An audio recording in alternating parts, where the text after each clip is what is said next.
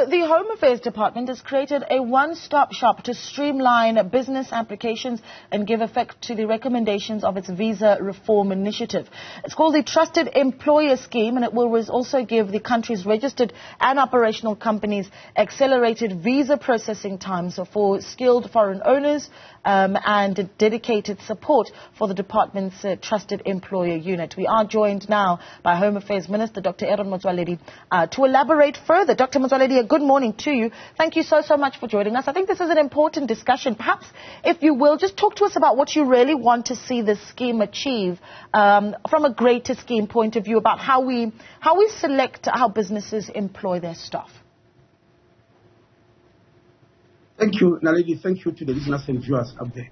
You will remember that the President had a series of investment summits for there to be investment in the country so as to improve the economy and create jobs. During that summit, a lot of proposals were made. This led to the President establishing the Vulindlela process, whereby all the visas, especially those who are to do with investment, business and the economy, are reviewed, and the former Director General in the Department of Home Affairs, Mavuso Msimang, was appointed to lead that process. He led it and made recommendations, and now we are busy implementing those recommendations. One of them was the issue of Trusted Employer Scheme. This is how the scheme will work. In the past, when a company wants to come and invest in the country, they wish to bring a certain number of people with particular skills and qualifications to come from other countries to come and run that company and implement that investment, which they will have pledged at the investment summit.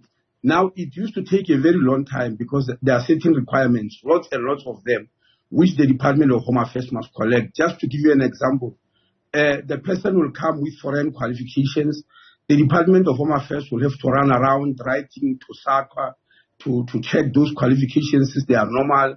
There used to be police clearance which are needed from the country where the person has been. Okay. And there used to be a need of an X-ray, etc. Now, in the Trusted Employer Scheme, we give all that job to collect that information from the employer himself or herself, so that the issue is in their hands. If there's any waste of time, it is by companies and not by the Department of Home Affairs. And let me just jump in there, Minister, because I need to just control the time here, if you'll allow me. But my understanding as well of this employer scheme, this Trusted Employer Scheme, is also to ensure that employers demonstrate that they have the financial strength to employ a foreign national and that they're running training programs for South African citizens. So part of my understanding is that the intention here is to ensure that where we have companies that employ foreign nationals, that it is because they have critical and rare skills, correct? And that those skills are being transferred to South Africans. How do we ensure that that's actually taking place, Minister?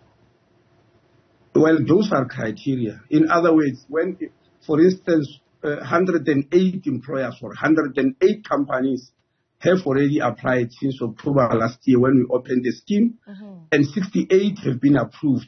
Those cases were approved exactly on the criteria you are mentioning. And there are 5 main criteria. First of all, you have got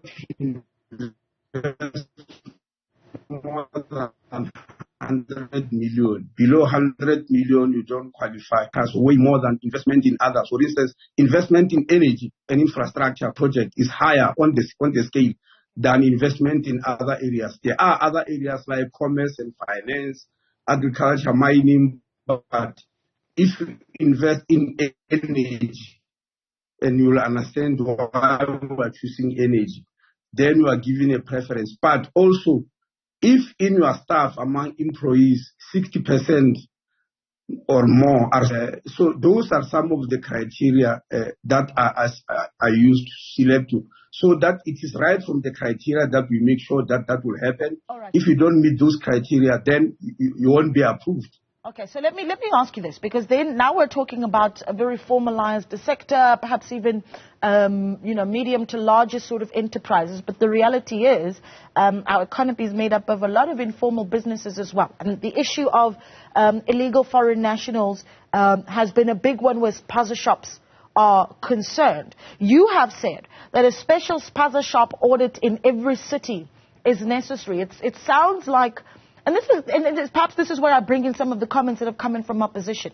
That they've said that, well, some of these comments that you make around how we deal with immigration and undocumented foreign nationals in the country, they've said that some of your approaches have really been electioneering. Because how do you explain how you're going to have a Spaza shop audit in every single country? Logistically, I mean, is it plausible? Is it feasible?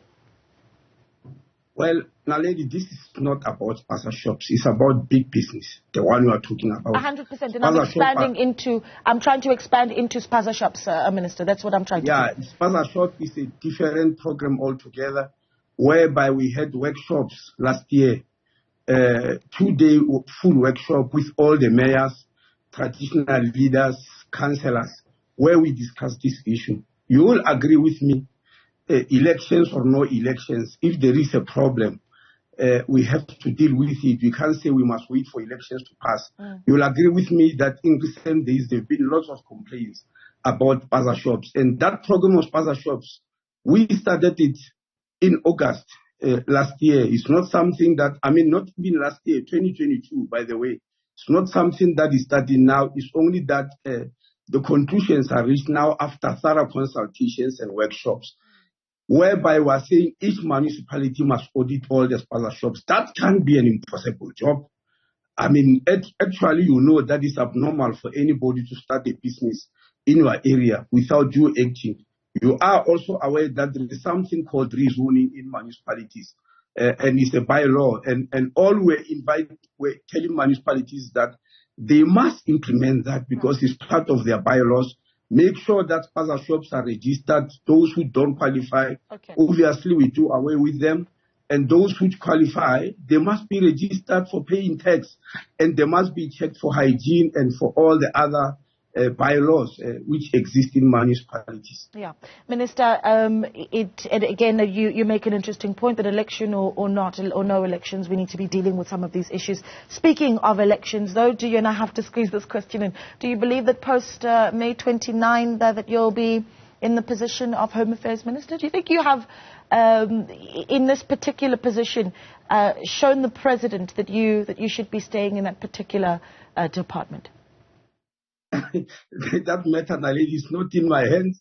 It's in the hands of the voters, firstly, and secondly, it's in the hands of the President. So I don't think I'm in a position to talk about it. My job is to do my work until the 29th of May. And I'm sure people who say we are electioneering, if we were to stop now and say we are doing nothing, we are not introducing anything new, we are not running our programs, because we'll be criticized for elections. The very same people will criticize us and say everything has come to a standstill, there's no service delivery, there's no governance. So I'm going on with my work as if nothing has happened. All right. Well, we appreciate the time, Minister. We really, really do. And, of course, I imagine that you'll be getting that question a lot as we get closer and closer to the 29th of May. And perhaps closer to the time, we'll also chat about the SIU's investigation into officials at Home Affairs, something that you've wanted to see take place, you and the President, of course, following up on that. But that's all the time we have, and we do appreciate the time that you've given us.